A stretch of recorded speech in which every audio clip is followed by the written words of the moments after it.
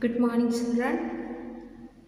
Wish you all a happy new year 2022. Okay, since you haven't come to school, we started our online classes. Since English won't be completed within this class, I'll be taking or I will be sending both video classes and taking online classes. Today we'll learn in English second my unknown friend. What does it mean? Unknown and friend. If someone is a friend, they should be known to us. We must know them. What is this unknown friend means? We'll see in the lesson. It's written by Stephen Leacock. He was a very popular Canadian humorist. He was also a teacher for many years. Literary lapses, nonsense novels, and sunshine sketches of a little town are some of his books. Children, nothing more is given about the author. And anyway, the thing that we know is that he is a humorist. Okay, since he is a humorist, the story also will have some kind of humor. Let's see what it is. He stepped into the compartment of the Pullman where I was sitting alone. He had on a long fur-lined coat and he carried a $50 suitcase. Then he saw me. Well, well, he said, and recognition broke out all over his face like morning sunlight. Well, well, I repeated. By Jove, he said, shaking hands vigorously. Who would have thought of seeing you? Who indeed? I thought to myself. He looked at me more closely. You haven't changed a bit, he said. Neither have you, said I hardly. What's happening here? The story is described by me, that is first person narrative, and he's telling that another person has stepped in the compartment of the Pullman. Pullman meaning is given a luxury railway carriage. Okay, and this happens from a train journey. And when he was the narrator was sitting in the compartment, another person reached here where I was sitting alone. He had on a long fur-lined coat. For you know that is his overcoat and suitcase were expensive. Fur, that's expensive. And he carried a $50 suitcase. From the appearance itself, we can understand that this person is a rich person because he had a fur-lined coat and also had $50 suitcase. Then he saw me. Well, well, he said, and recognition broke out all over his face like morning sunlight. Okay, when we see someone who is familiar to us, we'll be greeting them, and this person, he pretends that he knows the narrator very well. That is why he's as if he knew him before he speaking, and recognition broke out all over his face. Broke out all over his face means was fully expressed by his face, and from his facial expression one can understand that this person knows well the narrator. Well, well, I repeated. Since the other person knows this narrator well, he was in a confusion. He doesn't know him at the same time. Since the other person knows him very well, he cannot tell that he doesn't know him. By Jove, he said, shaking hands vigorously. Who would have thought of seeing you? And after that, he gave shake hand, and after that asking, I never have thought that we will be meeting again. Who indeed? I thought to myself. He looked at me more closely. You haven't changed a bit, he asked. Okay, and he's telling that you're same like when I have seen you. Neither have you, said I hardly. Simply, the narrator also said that you also haven't changed. And all the time I was wondering who he was. But even though he said many things, the narrator doesn't know the other man. That's why he's thinking, who is this person? I didn't know him from Adam. From Adam, that means he hadn't seen from his life. Or that means he don't even remember that he has seen this man at all. I couldn't recall him a bit. Okay, he tried but couldn't recall. True, I find it very hard to remember people's names very often too. It's hard for me to recall a face, and frequently I fail to recall a person's appearance. And of course, clothes are a thing one doesn't notice. Okay, that means actually the narrator cannot remember the people's names. So, since he cannot remember automatically, as if someone says that he knows him, he will be thinking that maybe he knows, but I don't remember. And he told in the similar way, he is telling that he cannot remember the names and also cannot recall the face or clothes someone wear or someone's appearance. And he is telling that clothes are a thing one doesn't notice. But apart from these details, I never forget anybody and I'm proud of it. Okay, that means he's telling that apart from this fact means already he has told about that he cannot remember the names, appearance, dress, etc. And he's telling that apart from this, I never forget anybody. But when it does happen that a name or face escapes me, I never lose my presence of mind. I know just how to deal with the situation. That means if someone is telling that he knows this person, he knows how to handle the situation. He knows to pretend that he also knows this person. It only needs coolness and intellect, and it all comes right. And he had such a way of presenting that he knows him very well. But the thing that is needed for this is that you need coolness, calm mind, and also intellect. My friend sat down. It's a long time since we met, he said. Okay, after sitting, they started conversation, and he's telling that after a long days we meet again. Long time. I repeated with something of a note of sadness. I wanted him to feel that I too had suffered from it. And the other person is expressing a regret over that means that they cannot meet, they could not meet, and the narrator also is trying to pretend to have that feeling on his face that he also feels this kind of missing, but it has gone very quickly. Okay, like a flash, I agreed cheerfully. That means whatever the other person is telling, the narrator is trying to support his views. That means he cannot, he doesn't know this man. Neither he remembers this person, but he cannot tell openly that he is not remembering. That's why he's just telling some facts or supporting his views. Strange, he said, how life goes on and we lose track of people and things after. I often think about it. I sometimes wonder, he continued, where all the old gang are gone to. Okay, and this person is telling that anyway, people lose connections. Even if we are very true friends, sometimes we'll lose connections and contact, and after that, they will forget. Okay, and he's asking as if they were once together, and he's asking where all the old gang are going to. Do you know where our friends are? So do I said. In fact, I was wondering about it at the very moment. I always find in circumstances like these that a man begins sooner or later to talk of old gang or the boys of the crowd. That's where the opportunity comes in to understand who he is.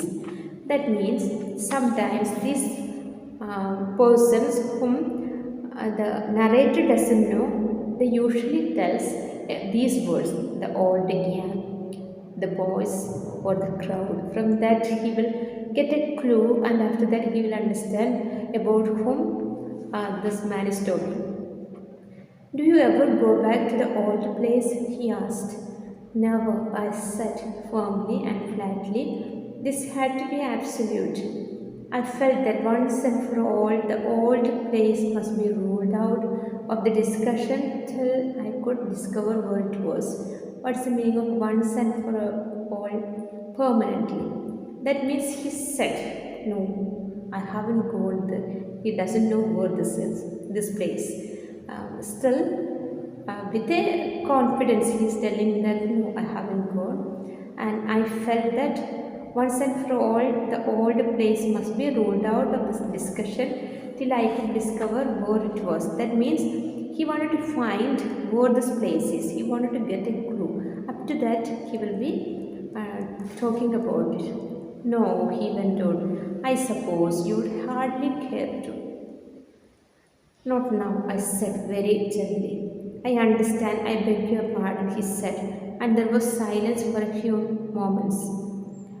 So far, I had scored the first point. There was evidently an old place somewhere to which I would hardly care to go. That was something to build on. Now, there is a pause in their conversation. That means he's telling that I suppose you had hardly cared to. That is related to the place where he had. He's asking whether he had gone after that. And anyway, this person, the narrator, knows how to handle the situation. That is why he knows that how to continue the conversation. Presently, he began again. Yes, he said, I sometimes meet some of the old boys and they begin to talk of you and wonder what you are doing. And now this person, some of the words that the people tell are old boys, old place, then gang, etc. And now he mentioned that I sometimes meet some of the old boys. That means maybe he's telling that they are classmates, and he's telling that some of the old boys he met, and they begin to talk of you and wonder what you are doing. And they used to tell about you and what you are doing. Poor things, I thought, but I didn't say it. In my mind, I said poor things, but I didn't express it. I knew it was time now to make a bold stroke, so I used the method that I always employ. I struck in with a great animation. He knows how to handle the situation, so he started with a bold stroke. Meaning is given a bold or risky step, that is to begin questioning him to know who he really is. I used this method that I always employ, struck in with great imagination, that is, spoke very confidently and eagerly. Say, I said, what's Billy? Do you ever hear anything of Billy now?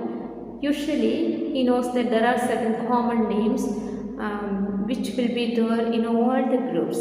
That is why Billy is one of those names, and he thought that if he tells about this name Billy, definitely there will be Billy in the old gang, and he will be proceeding with it so that he can understand from where this man is coming.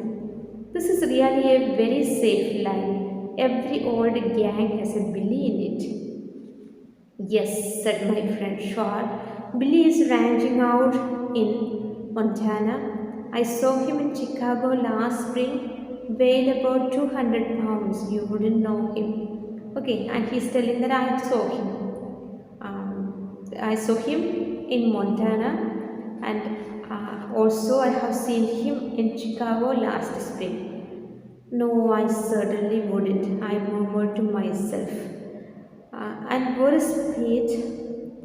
I said, this also was safe ground. There is always a Pete. That means some names like Billy, Peter, etc. will be there in a gang. So he asked about the other person here. You mean Billy's brother? He said. Okay, there is a Pete, and that will be Billy's brother.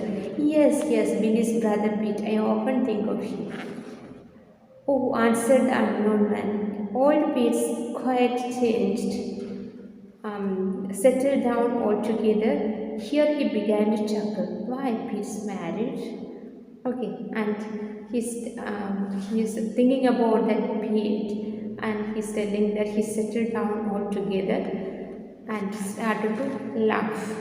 I started to laugh too. Under these circumstances, it's always supposed to be very funny if a man has got married. Okay. My friend continued, I often meant to write to you, he said, his voice falling to confidential tone, especially when I heard of your loss. Okay, and he's telling that when I heard of your loss, definitely I wanted to write. The unknown man said, and I remained quiet. What had I lost? Was it money? And if so, how much? And why had I lost it? I wondered if it had ruined me or only partly ruined me. And he doesn't know about any loss. But the other man said that when you heard the lost, I thought that I wanted to write you. And he's asking, what has lost me? One can never get over a loss like that, he continued solemnly. Evidently, I was plumb ruined, but I said nothing and remained under cover. What's the meaning of plumb? Completely. He understood that this man has misunderstood him, as he felt he had that feeling, but he did not say anything.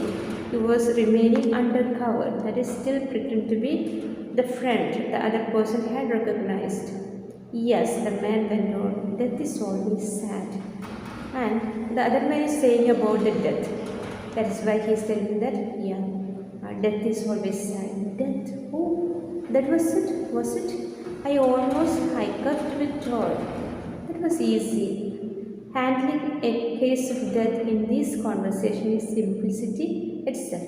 One has only to sit quiet and wait to find out who is dead. And he thought that when there is a conversation between an unknown friend, death is a powerful topic. The only thing is that who is dead. He has to find out who has dead. Yes, I murmured, very sad, but it has its other sides too. Very true, especially of course at that age. Okay, and they're continuing with the topic death. He is telling that even though it is very sad, it has other side also. Okay, and he's telling about a particular, he's continuing the conversation as if he's talking about a particular death of a someone. As you say, at that age, after such a life, strong and bright to the last, I suppose, he continued very sympathetically.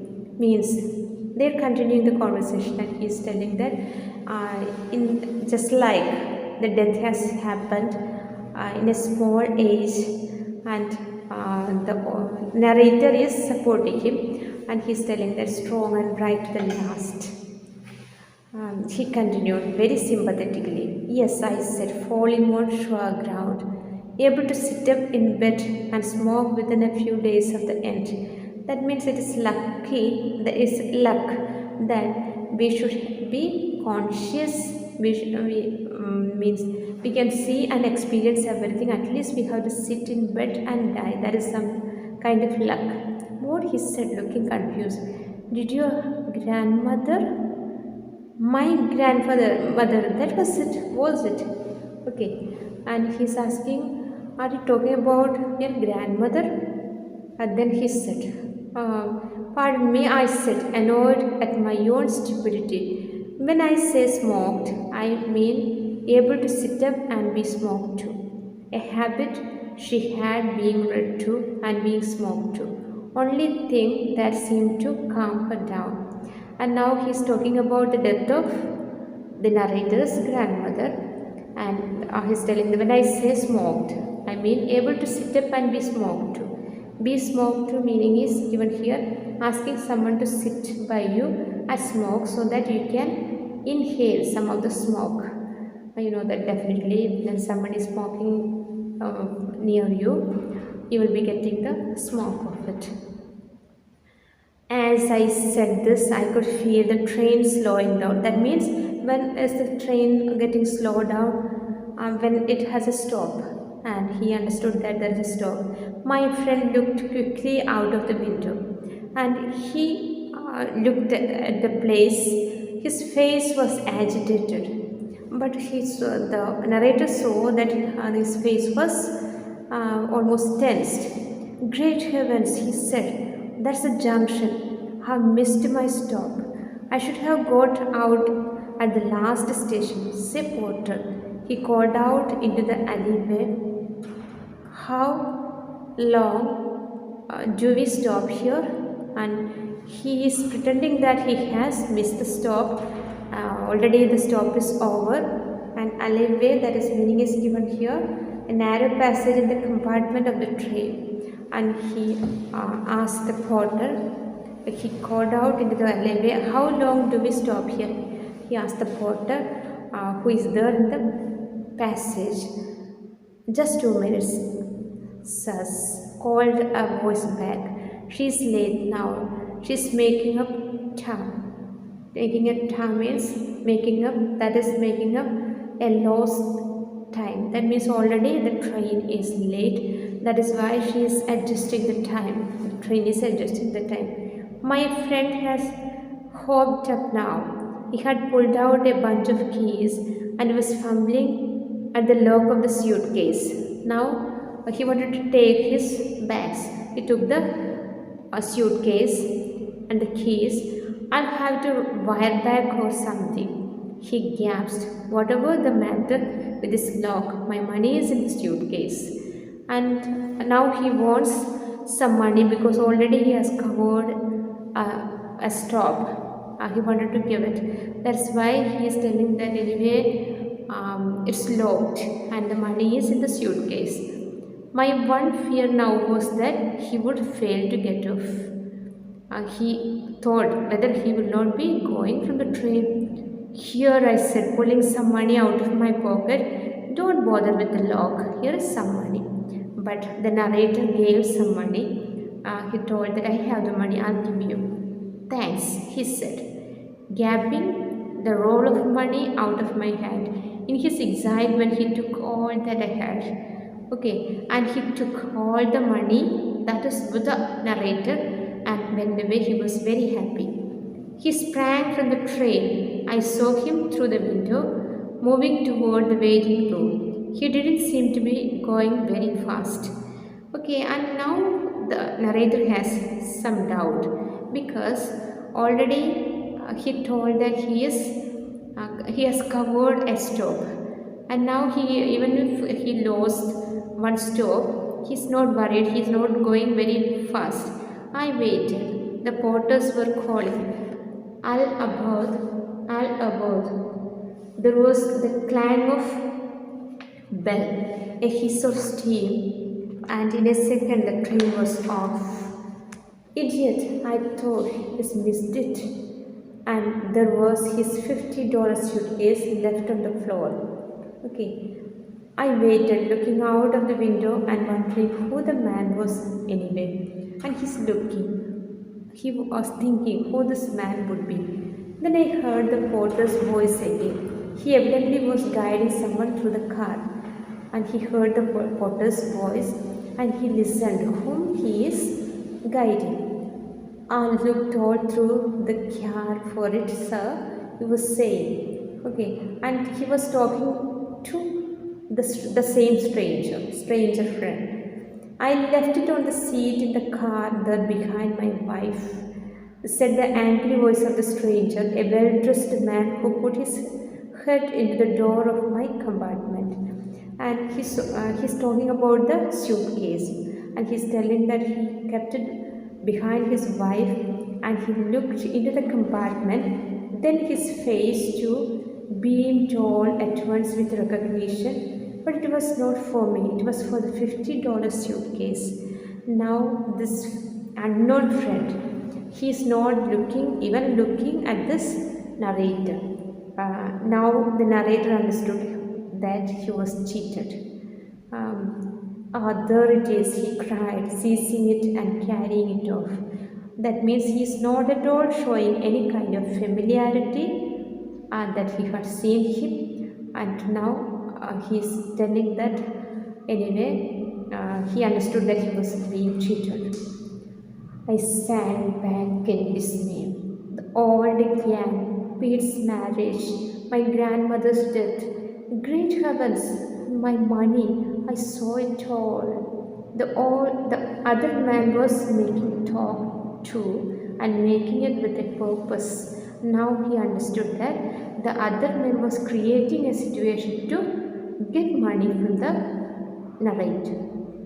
Stung. Now he understood that he was being cheated. Okay. The next time that I fall into talk with a casual stranger in a car, I shall not try to be quite so extraordinarily clever. And that day he learned a lesson. What is that? If we are talking with a stranger, definitely I won't talk a friendly talk. Okay, he will first know who he is. After that, only will be continuing the conversation. Okay, we also will have such experiences. The others will cheat us. They will make us funny. If we are pretending that we know with them. Okay, so better you identify who he is or she is, and after that only continue the conversation. Otherwise, there is a chance of betraying you. Definitely, you will be trapped. Sometimes they will be taking money and some kind of possessions from you. So be careful. Even though it is a humorous lesson, there is some valuable lesson that we have to learn in our lives. Thank you. Please read it, learn it, and complete the question answers submitted in the Google Classroom by Friday. Thank you.